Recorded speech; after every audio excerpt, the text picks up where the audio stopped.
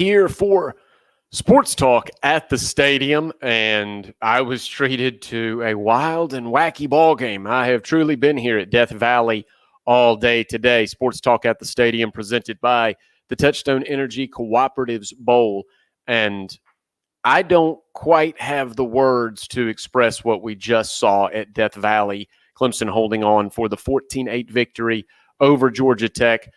I would say for the most part, Clemson fans not ecstatic about where this team's offense is. You have to be happy with what this club has done defensively. A goal line stand to finish it off as Clemson was able to turn Georgia Tech away at the goal line and in a 14-8 victory. And, of course, it was the defense that won the day for the Tigers as they turned Georgia Tech away on 12 of 15 third down attempts. And that was really the difference in the game because Georgia Tech actually ended up outgaining the Tigers. Now, part of that was on the strength of being able to land an onside kick, recover an onside kick at the end, giving Georgia Tech that one last breath of hope.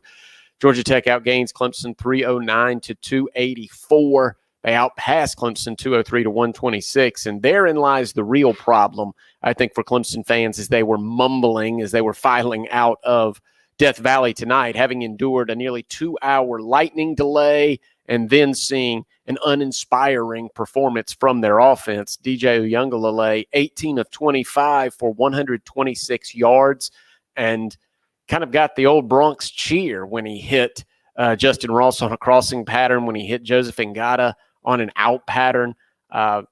It just, the separation from the receivers wasn't there. The protection wasn't always there. And when it was, DJ Uiagalelei was not always on the mark. Now, he did get a lift from his running back, Will Shipley. 21 carries, 88 yards for Shipley. And I'll tell you, Clemson doesn't win this game without Shipley's contributions. The freshman scoring both touchdowns for Clemson. And look, nobody's in panic mode, obviously. Clemson is still Clemson. They're, because of their defense, I don't think they're going to be any less than a double-digit favorite in every game moving forward. But the concerns about the offense are real. And through 2 games against FBS opponents, yes, the first one was against Georgia. It could be the best defense in the land. Clemson has scored but 2 touchdowns against FBS competition. They spread their wings a little bit last week against South Carolina State, but against Georgia Tech and Georgia now, I guess it's 2 touchdowns against the state of Georgia, but both scored by Will Shipley. So the offense isn't there yet. Justin Ross led Clemson receivers 7 grabs for 61 yards, but you see 61 yards on 7 catches, 61 yards on 9 targets. Those aren't Justin Ross numbers. And this is not the DJ Uiagalelei we saw last year against Notre Dame and against Boston College. So you just have to question what's going on with this Clemson offense. The running game hasn't really been untracked. Shipley by far the best. Kobe Pace, 7 carries, 13 yards. He got the start again. Lynn J. Dixon, 5 carries, 11 yards. It's really not working with Lynn J. And so Clemson right now looking for itself offensively, searching for answers. There's likely a key that Tony Elliott has yet to been able to utilize. Is it DJ Uiagalelei in the run game? But that's probably not a long-term solution. We saw him fumble once. He took a beating on one drive when he did carry it 5 times. That did lead to a Will Shipley touchdown, but I don't think DJ Uiagalelei can take that kind of abuse throughout a season, or you just wouldn't want him to because you want him fresh for a potential playoff run. An ACC championship game. Is it the tight ends? Davis Allen caught one. Braden Galloway caught a pass. But right now, the offense is not clicking. And this is something we talked about actually after the Georgia game. And we didn't know how much of it was a function of playing an elite defense and how much was it, this offense just doesn't look right. I think we all believed that. And even against South Carolina State, we came away saying that. You saw some questions pop up to both Dabo Swinney and Tony Elliott throughout the week about how things are going, how things look during the weeks of practice. I come back to something we've discussed on Sports Talk and we'll discuss again this week. I think it may be time to try to utilize Will Taylor in the pass game in the slot and move Justin Ross back outside. Right now, Frank Ladson's doing next to nothing.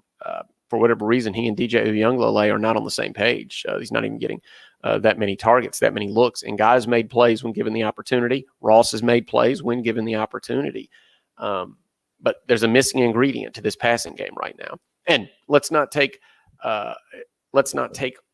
and put all of the blame right now on the offensive coordinator, the head coach, the quarterback. This offensive line hasn't excelled so far either. Looked pretty good last week, but again, South Carolina State, what does that tell you? Not very much. That's a MEAC opponent. Against Georgia Tech tonight, not a lot of push. Will Shipley got 88 yards rushing. A lot of those were on his own effort. That's what I saw. But good news, this defense is right there and can carry Clemson to victories. But I think Clemson fans also realized after watching this team tonight and watching them struggle offensively throughout most of the evening, games get scary. If you're only going to score 2 touchdowns, you're leaving the door open. Funny things can happen. You can surrender an onside kick. Somebody can hit a Hail Mary. You can miss a tackle. You can suffer through some injuries defensively.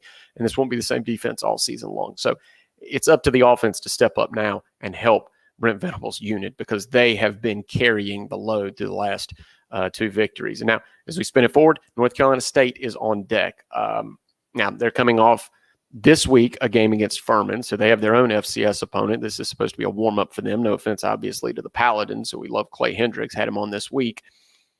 And NC State did not look good on the road at Mississippi State, but this is a home game, and this is what they're waiting for. And they think Clemson looks vulnerable with that offense. That is what Clemson is heading into. That will be a hornet's nest next week in Raleigh because they will believe they have a chance. They're going to play a team that will game plan like they have a chance. It's going to be a motivated group. They think this is the opportunity to get Dave Doeren a real signature win because if Clemson's only going to score 2-3 touchdowns, you're leaving the door open for some funky things to happen, trick plays, and allowing NC State to be in that ball game. So big questions, and we'll certainly ask those of Dabo Swinney, Tony Elliott, and of course, it's things that we will discuss on Sports Talk as well. If you missed the game, I hope you recorded it or go back and catch the replay on YouTube if you happened to miss it today and head to work. Boy, more than 5 hours because of the delay. That didn't help Clemson, but I'm not so certain that it was a reason that Clemson was scuffling offensively before the delay came. The lightning delay came that lasted 1 hour and 52 minutes. So no excuse there. Clemson just doesn't look right offensively. What is it? It's a missing ingredient. They obviously need better play from everybody all around. But in my opinion, it's something we'll discuss. We'll get Phil Kornblut's opinion on this, Chris Bergen's opinion on this, Pat Daniels' opinion on this, and our football experts throughout the week. I think something needs to change. I think somebody needs to be inserted into that starting lineup. Something has to be shaken up. So that's my 2 cents. Be sure to let us know what you think. You can join us during the week on Sports Talk. Tweet at us at Sports Talk SC. Email us at heysportstalk at sportstalkradionetwork.com. So that's it for Sports Talk at the Stadium. We'll be posting Dabo Swinney's full post-game comments at sportstalksc.com as part of our story. Stay with us. This has been Sports Talk at the Stadium presented by the Touchstone Energy Cooperatives.